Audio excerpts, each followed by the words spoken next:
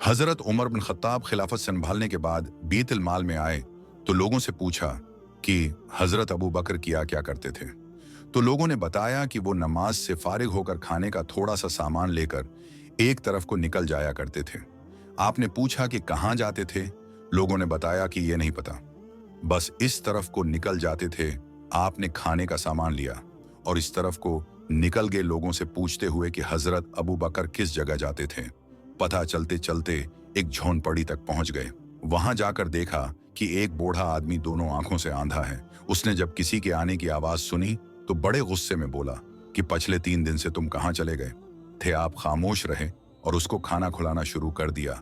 तो उसने गुस्से से कहा, क्या बात है, एक तो 3 दिन बाद आए हो और ऊपर से खाना है खिलाने का तरीका भी भूल गए हो। आपने जब ये सुना तो रोने लगे और उसे बताया कि मैं उमर हूं और वो जो आपको खाना खिलाते थे वो मुसलमानों के खलीफा अबू बकर थे और वो वफात पा चुके हैं। जब इस बूढ़े ने ये बात सुनी तो खड़ा हो गया और कहा कि ए उम्र, मुझे कलमा पढ़ाकर मुसलमान कर दें। पिछले 2 साल से वो आदमी रोज मेरे पास आता और खाना खिलाता रहा। एक दिन भी उसने मुझे नहीं बताया कि मैं कौन हूं।